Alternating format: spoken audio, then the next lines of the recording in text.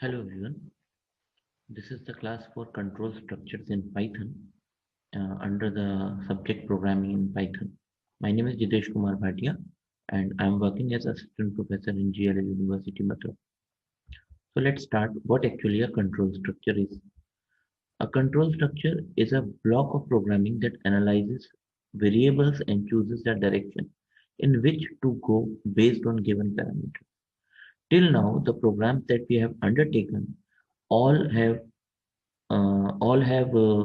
a particular flow. That means that whatever statements you have written, all the statements get executed. But sometimes we want that some of the statements shall get executed only when a condition is true. So on the basis of a condition, we actually follow a direction which has to be followed. So for that, we actually use control structure. So in simple sentence, a control structure is just a decision that the computer makes when and respond to the given condition. So whatever condition we have provided in our programming, if that condition is true, some block of code gets executed, and if the condition is false, that block of code does not get executed. So this is actually a control structure. So let us take an example using a flowchart. So you can see that we are having a start button. We are having a start point, and this starting point means that we are actually starting from this place, and then we have a direction arrow which lets us to move to a place which says that x is 10. So we have initialized the value of x as 10, and then there is a decision box which asks us that whether the value of x is greater than 10. Because this condition is not true, so it is false. So the direction arrow tells us that it will be printing not greater, and we will be moving to the end of the program. However, if the initialization that we have done would have been x equal to 20 and not x equal to 10, then we will be following start from the start only, and we will be initializing the value of x as 20. Then the decision box tells us that whether the value of x is greater than 10. It says yes, and the direction of flow tells us that you have to print greater, and then you will be ending your program. So you see that as our value of x changes, the condition value is actually changed to true or false, and whatever value we are having, we are actually executing only a single part, that we will be either printing greater or we will be printing not greater.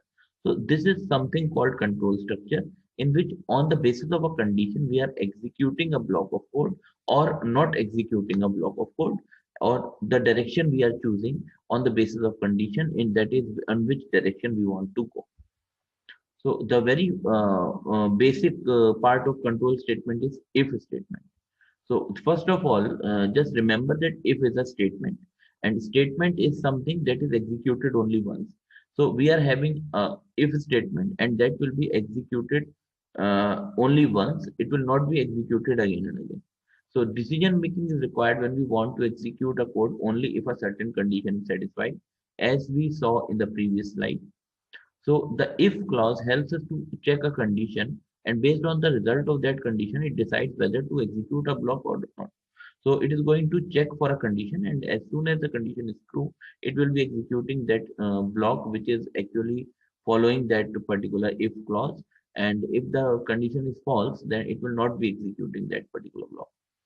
So if the as I have told you that if the test condition is true, it executes the block, otherwise not. So the syntax of if statement, we actually use indentation. Indentation means we will be moving towards the right in order to show that something is inside the if part. So let's see how it works. So we have the syntax as follows, that we will be writing if followed by a test expression. Test expression is going to give us the result in either true or false. So you can see that statement one is somewhat indented towards the right. It is having some space left towards its left. Then we have statement one. This is inside the if block. Then we have statement two. This is also inside the if block because it is also indented. Then we have statement three. It is also inside the if block because it is also indented. But statement four, it is not indented, so it is outside the if block. So by looking at this particular structure, you can note down that whatever is indented after the if statement, after the if condition, all those statements are actually indented, and we are having the know that these values, these statements will be executed if the test expression is true. Please note down that after the this condition has been provided, we have a colon. It's not a semicolon, it's a colon. Colon means two dots, and you can note down this thing that after whenever you are using a colon in your Python programming, the next statement will always be indented, right? So just note the indentation of the statement inside the block. So if the condition is true, if the test expression gives us a true result, then statement 1, statement 2, and statement 3 will be executed. And if the condition is false, which means the test expression is evaluated to false value, then statement 1, statement 2, and statement 3 will not get executed. However, statement 4 will always get executed irrespective of the fact that the test expression evaluates to true or false. So just one thing, that whatever is outside the if, it does not depend on the condition, that whether it's true or false, but whatever is inside the if, it depends on the condition, that whether it's true and false. If it is true, then those block of code will get executed, otherwise not. So let us take an example, the same example that we were using in the diagram. So let us say we have a variable, say n1, and the value of n1 is 4, and we have a condition if n1 greater than equal to 0. See, there we have used a colon after the condition, and we have printed something that says that positive number it is. And this is just to tell you that this statement is not indented, and this will always be executed. So we have a print statement which says this is always executed. So what is the output of this code? This output would be positive number, because this condition is true. N1 being 4, 4 is greater than 0, greater than equal to 0 is true. And so this condition is true. So the block of code which is inside the if statement will be executed. So print positive number will be executed, and it will be printing positive number. And this is always executed, is always going to be executed, because this is outside the if part. But if we take the value of n1 as -8, then in that case, the same program I'm using, if n1 greater than equal to 0, we have to print positive number, and this is always executed, is to be always executed print statement. So what is the output of this code? This code will only give you the result as this is always executed. It means the print statement which says positive number will not get executed because this condition is false. So it is very simple to understand that if the condition is true, we will be executing the indented part or the block of code. And if the condition is false, we are not going to execute that particular code. So now come to the statement, the thing that what if the condition is false, and we don't want the block of code to get executed. We want that some other part of code gets executed. Then in that case, we actually use if-else statement. So there are situations when we want some block of code to be executed when the test condition is true. That is the previous part only. However, a different block of code shall get executed if the condition is false. So if the condition is false, we want that a different block of code gets executed. So in such a situation, we need to use if-else clause. So the syntax of if-else clause is like this, that we are going to write if followed by a test expression. So whatever expression we are giving, that expression will be actually taking the will be evaluating to true or false. And if this test expression is giving us true, then the block of code that is in the if part will get executed. Just after the if part completes, we actually write else. Else is a keyword, and after putting a colon there, and we will be having a block of code that will be indented again, and we are writing some statement 3 and statement 4. So statement 1 and statement 2 will get executed if the test expression is evaluated to true, and statement 3 and statement 4 will get executed if the evaluated test expression is false. So if the condition is true, the if part gets executed. If the condition is false, the else part gets executed. And you can see that statement 5 is neither in if nor in else, so it will always get executed. So this is a very simple thing to be understood. Let us see an example for that. let us write a program to find whether an entered number is even or odd. So in order to find whether a number is even, we need to just find out that whether it is divisible by 2. So how can we find that the number is divisible by 2? We can find it in such a manner that we can say that if the number is completely divisible by 2, it means it is leaving a remainder 0, then it is even. And if the number is not leaving the remainder 0, it would be leaving a remainder 1, then it is odd. So how we are going to do that? We are first going to take the input from the user. So I will just written enter a number to be checked as a message to be provided in the input function, and the input will be taken from the user in the form of string. Then it will be converted into integer, and the final value will be taken in the variable n. So please note that the data type of n would be integer only. So now my condition is that if the remainder is 0, then I will be saying that it is an even number. So how I'm going to find the remainder? I'm just going to write if n modulus 2 double equal to 0. So n modulus 2 is when n is divided by 2, what is the remainder? So if the remainder is 0, then I am going to print n is even. So the value of n will be printed and is even will be printed as it is. And then else means if the condition was not true, then it will be printing n is odd, right? So the value of n will be printed and is odd will be printed. So suppose that the user has entered 25 on the prompt of the message, enter a number to be checked. So because this condition is false, so it will be printing 25 is odd. However, if the user has entered 36 on the prompt of the message, enter a number to be checked, then because the condition is true, it will be printing 36 is even. So it is not very difficult to understand that either the if part will get executed or the else part will get executed, but not both of them. The second example, it says that we have to find a program. We have to write a program to find the greater of the two entered numbers. So it is somewhat like if and else only, that if the first number is greater, then we have to print the first number. And if the second number is greater, we have to print the second number. So we have to check for the condition that whether num1 is greater than num2. And if num1 is greater than num2, if this condition is true, then in that case, we are going to print the value of num1. And if num1 greater than num2 is not true, then obviously we are going to print the value of num2. So how we are going to do that? Let's see. Firstly, I'm taking the input from the user, the first number, and after converting it into integer value, I'm storing it in n1. And similarly, I'm doing for n2. N2 is the second number. The user can enter any value for n1 and any value for n2, both being integer values, but n1 can be greater or n2 can be greater. It is not in our hand. It is on the decision of the user that he or she is actually entering a greater value first and a lower value later, or a greater value later and a lower value first. It's on his or her wish. So what is our condition? We are going to give a condition if n1 is greater than n2. So obviously we are going to print n1 is greater, because n1 greater than n2, if it is true, then obviously you must understand that n1 would be greater than only this condition is true. And otherwise means else part I'm telling. It means the previous condition was false. Obviously n1 greater than n2 is false. So it means n2 must be greater. So it is going to print n2 is greater. So let's see the two different outputs. So if the user enters 25 first and 154 later, so n1 is 25 and n2 is 154. So n1 greater than n2 is condition is false, and so it will be printing 154 is greater. It is very easy to understand.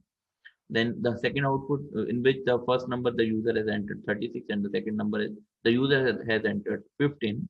So n1 is greater than n2 is true. So n1 is greater will be printed, and the value of n1 is 36.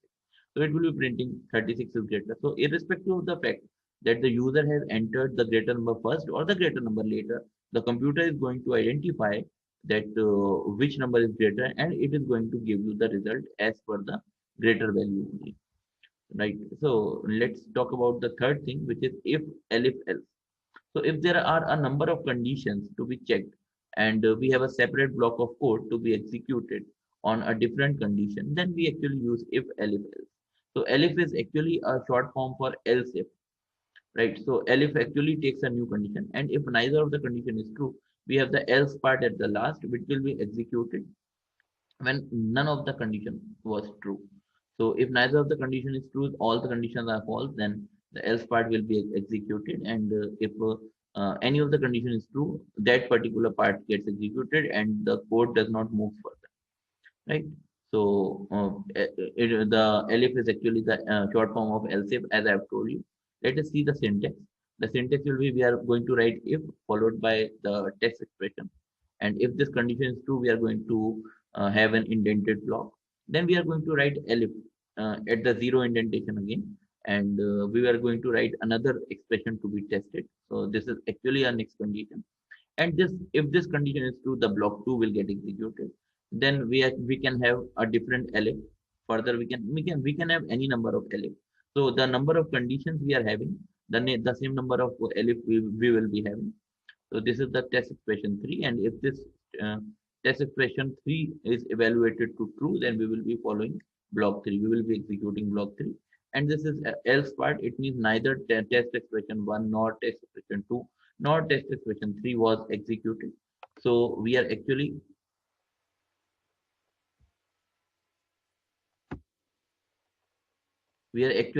having that none of the condition is true. So we will be having the else part, or the block 4 will get executed. So this is the part of if and else. If any of the condition is found to be true, the control skips all the other conditions. So if test expression 1 is true, then it will not be checking for the expression. So it will not be executing the other conditions if the test expression 1 is executed is true. It will not be checking for test expression 2. It will not be checking for test expression 3, and so on, right? So it's very simple to understand this thing, that we are having these three things. Let us take an example. We are here to find a grade of a student on the basis of his or her percentage. So whatever percentage the user is entering, we are actually going to find out what is his grade, right? So the very first thing that we have to take the input from the user in the value of float, because the user is going to enter his percentage. So the percentage is going to be in float, right? So let us take that if the value of n1 is greater than 90, then we are printing the value as a plus, so the grade as a plus. If elif means if the first condition is not true, then we are going to check for the second condition. See, when we are checking for the second condition, we are sure that the first condition was false. So the percentage is obviously going to be less than or equal to 90, and in that case we are moving to the elif part. So we don't have to check this same condition again. We are just going to check whether the value of n1 is greater than equal to 80. So it is actually checking two conditions, that n1 is greater than equal to 80 and n1 is less than or equal to 90, because n1 greater than 90 is false. So obviously n1 is less than or equal to 90 is true. So if n1 is greater than equal to 90, sorry, 80 is true, then it will be printing A. If n1 is greater than equal to 60 is true, then it will be printing B plus. If n1 is greater than equal to 40 is true, then it will be printing B. If n1 is greater than equal to 33 is true, then it will be printing C, and else it will be printing the value as failed. Right. So it's very easy to see that if any of the condition from top to bottom is true, it will be printing, and it will be skipping all the elif and else part, right? So let us see the output. So if the user has entered the percentage as 91.2, so n1 is actually 91.2. 91.2 lies in this condition, so it will be printing a plus. So a plus gets printed. And if the user has entered suppose 90, so 90, this condition is false, so it will be moving to this condition, and because this condition is true, so it will be printing a. So it's very easy to understand this thing. Let's see the third output. And let us say the user has entered the percentage as 46.8. So 46.8, this condition becomes true, this condition is true. This condition becomes false, so it will be moving to the next condition. This is also false. It will be moving to the next condition. This is also false. It will be moving to the next condition. This is actually true. This is true because 46.8 is greater than equal to 40 is true. So it is going to print B, and it is going to just leave all this C and fail part, right? So this is something that we have completed. Let's come to the last example of today. So we have to determine a point's location with respect to a circle. So let us say there are 3 points P1, P2, and P3, and you can see that P1 is outside the circle, P2 is inside the, sorry, on the circle, and P3 is inside the circle. How you can determine or how you can tell the computer to determine that where this condition, where this point actually lies. It is inside the circle, outside the circle, or on the circle. So we have a simple logic that if the value of distance from O to the point we are actually checking, if the value is greater than the radius value, then it is outside the circle. And if it is equal to the radius of the circle, then it would be on the circle. And if we are having the distance as less than the radius of the circle, then it would be inside the circle. So just we have to find out the distance from the center of the circle to that respective point, and we have to then check for the radius. And if either of the condition is true, we have to give the answer accordingly. So how we are going to write the code for this program? We have to write a program to find whether an arbitrary point lies outside the circle, on the circle, or inside the circle. So what actually we want? We want to have the coordinates of the center, the coordinates of the point, and the radius of the circle. So we need five things: the x comma y coordinates of the center, the x comma y coordinates of the point, and the radius, obviously. So we are going to take these five values. So x1, y1 is the coordinate x and y coordinates of the center. X2 and y2 are the coordinates of the point P, and r is the radius of the circle. Then first of all, we are going to find out the distance. So I have used sqrt, though you must actually use the exponent part. So in order to explain you that we are going to find the sqrt, we have to actually double star followed by zero point 0.5. We have to do like that. So the distance can be calculated accordingly, and if the value of d is greater than r, we have to write that the point is outside the circle. And if the d value is equal to r, then we have to print that the point is on the circle. And the last is that it is inside the circle, because if neither of the condition is true, then we are sure that d must be less than r only. So what would be the output? Let us say that the user has entered 0, 0 as the x coordinate, and y coordinate of the center, and 3, comma 4 as the x and y coordinates of the point P, and the radius of the circle is 6. So the output would be inside the circle. So this is all about this particular lecture. Please stay connected for the next lectures as well. Thank you. Thanks for listening.